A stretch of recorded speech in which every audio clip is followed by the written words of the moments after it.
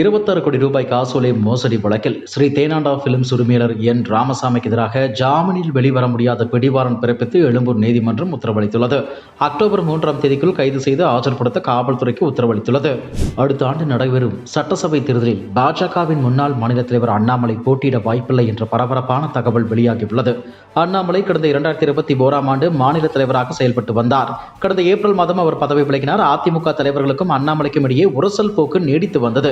இதற்கிடையே சட்டசபை தேர்தலை மனதில் வைத்து அதிமுக பாஜக மீண்டும் கூட்டணி அமைத்தது. அண்ணாமலை தலைவராக நீடித்தால் கூட்டணிக்கு பிரச்சனை வரலாம் என்று கூறப்பட்ட நிலையில் அவர் தனது பதவியை ராஜினாமா செய்தார். மாநில பாஜக தலைவர் பதவி நயினார் நாகேந்திரனுக்கு வழங்கப்பட்டது. இதற்கிடையே தான் அண்ணாமலைக்கு பாஜக மேலிடம் தேசிய அளவில் முக்கிய பொறுப்பு வழங்க திட்டமிட்டுள்ளதாக தகவல்கள் வெளியாகியுள்ளது. பாஜகவின் தேசிய பொதுச் செயலாளர் பொறுப்பு அவருக்கு வழங்கப்படலாம் என்று கூறப்படுகிறது. இன்னும் இது தொடர்பான அறிவிப்பை பாஜக மேலிடம் அதிகாரப்பூர்வமாக அறிவிக்கவில்லை. விரைவில் அதிகாரப்பூர்வ அறிவிப்பு வரலாம். அதாவது பாஜகவிற்கு புதிய தேசிய தலைவர் இன்னும் நியமிக்கப்படவில்லை. அந்த நியமனத்தை தொடர்ந்து அண்ணாமலை தொடர்பான அறிவிப்பு வரலாம் என்றும் கூறப்படுகிறது. இதனால் தேசிய அரசியலில் கவனம் செலுத்தும் வகையில் அண்ணாமலை அடுத்த ஆண்டு நடக்கும் தமிழக சட்டசபை தேர்தலில் போட்டியிட மாட்டார் என்று நெருங்கிய வட்டாரங்கள் தெரிவித்துள்ளன. முதலமைச்சர் ஸ்டாலினை அவரது ஆழ்வார்பேட்டை இல்லத்தில் தேமுதிக பொதுச் செயலாளர் பிரேமலதா சுதீஷ் சந்தித்து நலம் விசாரித்தனர். இதற்கிடையே மருத்துவர்கள் அறிவுறுத்திய ஓய்வுக்கு பின் முதலமைச்சர் ஸ்டாலின் தலைமைச் செயலகம் வந்தார். வரவிருக்கும் சட்டசபை தேர்தலில் திமுக கூட்டணியில் சேர தேமுதிக முயற்சி செய்து வருவதாக தகவல்கள் வெளியாகி வருகின்றன. இத்தகைய சூழ்நிலையில் பிரேமலதா சுதீஷ் ஆகியோர் முதலமைச்சரை நேரில் சென்று சந்தித்து பேசியுள்ளனர்.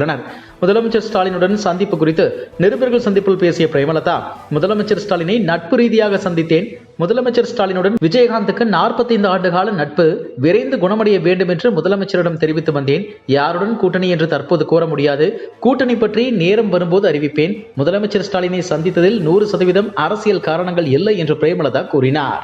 முதலமைச்சர் மருத்துவமனையில் சிகிச்சை பெற்று பூரண குணமடைந்து வீடு திரும்பியிருக்கிறார். முதலமைச்சரை நலம் விசாரிப்பதற்காக மரியாதை நிமித்தமாக சந்தித்தேன். முதலமைச்சருடனான சந்திப்பில் அரசியல் எதுவும் பேசவில்லை. முத்து மறைவுக்கும் முதலமைச்சரை நேரில் சந்தித்து ஆறுதல் தெரிவித்தேன் என்று சென்னை ஆழ்வார்பேட்டையில் உள்ள இல்லத்தில் முதலமைச்சர் ஸ்டாலினுடன் ஓ பன்னீர்செல்வம் சந்தித்த பின் பேட்டியளித்துள்ளார்.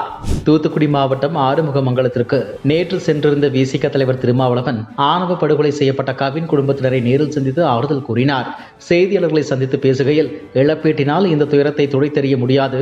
மருத்துவமனைக்கு வந்த 20 நிமிடங்களில் இதையெல்லாம் நடந்து முடிந்திருக்கிறது என விசாரணைகள் தெரிய வருகிறது. வெளியே வந்து மகனை காணவில்லை என்று தேடுகிற போது அவரது தொலைபேசிக்கு அழைக்கையில் யாரோ ஒருவர் தொலைபேசியில் எடுத்து ஒரு விபத்து என்று சொல்லி இருக்கிறார்கள். பிறகு ஒரு சம்பவம் நடந்துவிட்டது என்று சொல்லி இருக்கிறார்கள். அப்படி சொன்னவர்கள் காவல்துறையை சார்ந்தவர்கள் என்பது அங்கு சென்ற பிறகு தெரிய வந்துள்ளது. இந்த காரணத்திற்காக படுகொலை செய்யப்பட்டு விட்டார் என்றெல்லாம் சொல்லாமல் கவினின் தாயாரை காவல் நிலையத்திற்கு கொண்டு சென்று 3 மணி நேரம் அங்கேயே அமர வைத்து அவருக்கு எந்த உறுதிப்படுத்தப்பட்ட தகவலையும் சொல்லாமல் அலைக்கழித்துள்ளனர். இந்த படுகொலை சம்பவம் காவல்துறையினருக்கு முன்கூட்டியே தெரிந்திருக்க வாய்ப்புள்ளது. தனக்கு தெரிந்த காவல் அதிகாரியின் எல்லைக்குள்ளேயே இதை செய்ய வேண்டும் என்று திட்டமிட்டிருக்கிறார்கள். அதன் அடிப்படையில் தான் இந்த எல்லைக்குள்ளேயே வந்து அவர்கள் இந்த படுகொலையை செய்திருக்கிறார்கள் என்று யூகிக்க முடிகிறது என்று திருமாவளவன் குற்றம் சாட்டியுள்ளார்.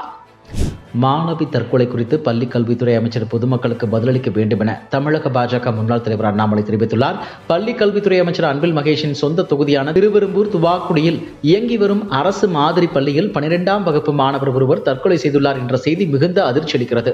கடந்த ஜூன் மாதம் இதே பள்ளியில் மற்றொரு 12ஆம் வகுப்பு மாணவி ஒருவர் தற்கொலை செய்திருந்தார். துவாக்குடி அரசு மாதிரி மேல்நிலைப் பள்ளி முதலமைச்சர் ஸ்டாலினால் திறக்கப்பட்டு செயல்பட்டு வருகிறது. இந்த பள்ளியில் தமிழகம் முழுவதும் இருந்து மாணவர்கள் தமிழக அரசு நடத்தும் விடுதியில் தங்கி படிக்கிறார்கள். இந்த நிலையில் அடுத்தடுத்து 2 12ஆம் வகுப்பு மாணவர்கள் தற்கொலை செய்து கொள்வது பலத்த கேள்விகளை எழுப்புகிறது. உடனடியாக மாணவர் தற்கொலை குறித்த முழு விசாரணை நடத்தி மேலும் இதுபோன்ற துயர நிகழ்வுகள் ஏற்படாமல் இருக்க உரிய நடவடிக்கைகள் எடுக்க வேண்டும்.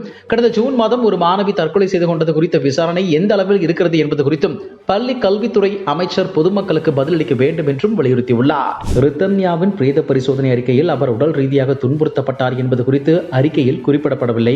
மேலும் அந்த அறிக்கையும் முழுமையாக இல்லை என சென்னை உயர்நீதிமன்றம் அதிருப்தி தெரிவித்துள்ளது. இந்த வழக்கு ஆகஸ்ட் 14ஆம் தேதிக்கு ஒத்திவைக்கப்பட்டது. இருதரப்பு வாதங்களையும் கேட்ட நீதிபதி பிரேத பரிசோதனை அறிக்கையை ஆய்வு செய்து அதிருப்தியை தெரிவித்திருந்தார்.